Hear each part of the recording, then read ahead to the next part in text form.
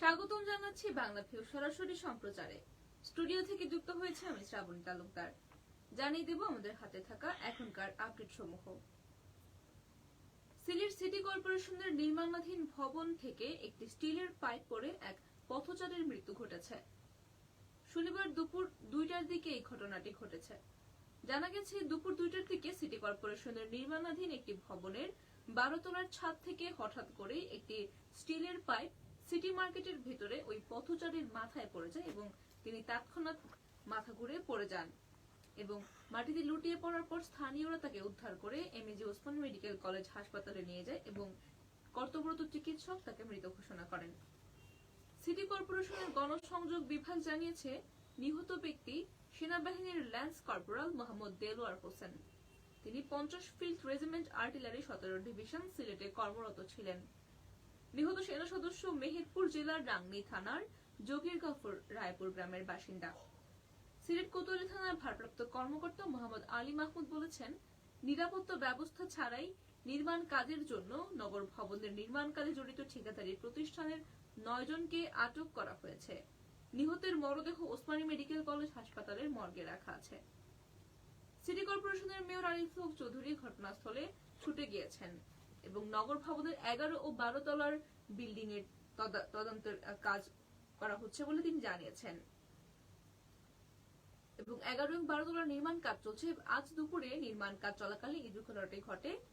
অনাকাঙ্ক্ষিত এই ঘটনার জন্য তদন্ত করে জড়িতদের বিরুদ্ধে ব্যবস্থা নেওয়া হবে এমনটি জানিয়েছেন সিসিকের বর্তমান মেয়র আরিফুল হক চৌধুরী। এদিকে এই ঘটনায় 7 সদস্যের একটি তদন্ত কমিটি গঠন করেছে সিটি কর্পোরেশন। আগামী 72 ঘন্টার মধ্যে তদন্ত প্রতিবেদন জমা দেওয়ার জন্য ওই কমিটিকে নির্দেশ দেওয়া হয়েছে। তদন্ত কমিটিতে আহ্বায়ক হিসেবে রয়েছেন সিসিকের প্রধান প্রকৌশলী নূর আজিজুর রহমান। এছাড়াও সদস্য হিসেবে রয়েছেন গণপূর্ত বিভাগ সিলেটের নির্বাহী প্রকৌশলী রিপন কুমার রায়, সিসিকের তত্ত্বাবধায়ক প্রকৌশলী আলী আকবর, শিক্ষা ও প্রকৌশল অধিদপ্তর নির্বাহী প্রকৌশলী নজরুল হাকিম, সিসিকের প্রধান রাজস্ব কর্মকর্তা মোহাম্মদ মতিউর রহমান খান এবং সিসিকের নির্বাহী প্রকৌশলী রুহুল আলম এবং রাজিউদ্দিন খান। এবং এই কমিটিকে আগামী 72 ঘন্টার মধ্যে তদন্ত প্রতিবেদন জমা দেওয়ার জন্য নির্দেশনা দেওয়া হয়েছে সিটি কর্পোরেশনের পক্ষ থেকে। এদিকে এই পথচারী নিহতের ঘটনায় ঘটনাস্থলে ছুটে গিয়েছেন আওয়ামী লীগের মনোনীত মেয়র প্রার্থী আনোয়ারুজ্জামান চৌধুরীও। ঘটনাস্থলে গিয়ে তিনি এই ঘটনায় শোক প্রকাশ করেছেন এবং স্থানীয় ব্যবসায়ী সহ সবাইকে সান্ত্বনা দিয়ে ধৈর্য ধরার আহ্বান জানিয়েছেন তিনি।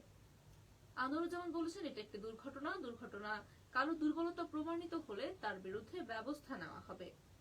এর আগে শনিবার বেলা 2:30টার দিকে সিলেট সিটি কর্পোরেশনের নির্মাণাধীন একটি ভবনের 12 তলার ছাদ থেকে স্টিলের পাইপ পড়ে গিয়ে পথচারী নিহত হন এবং স্থানীয়রা তাকে উদ্ধার করে হাসপাতালে নিয়ে গেলে কর্তব্যরত চিকিৎসক তাকে মৃত ঘোষণা করেন।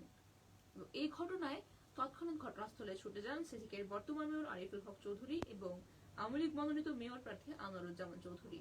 দুজনেই এই ঘটনায় শোক প্রকাশ করেছেন। এছাড়াও সিটি কর্পোরেশনের পক্ষ থেকে একটি তদন্ত কমিটি গঠন করা হয়েছে এবং এই কমিটিকে আগামী 72 ঘন্টার মধ্যে তদন্ত প্রতিবেদন জমা দেওয়ার জন্য বলা হয়েছে। তাছাড়া কোতোয়ালি থানার ভারপ্রাপ্ত কর্মকর্তা জানিয়েছেন, এই ঘটনার সাথে জড়িত 7 জনকে আটক করা হয়েছে ঠিকাদারি প্রতিষ্ঠানের এবং তাদের বিরুদ্ধে পরবর্তী আইনানুগ ব্যবস্থা প্রক্রিয়াধীন রয়েছে। সুপ্রিয় দর্শক শ্রোতা, এই ছিল আমাদের হাতে থাকা এখনকার আপডেট। এতক্ষণ সাথে থাকার জন্য সকলকে ধন্যবাদ।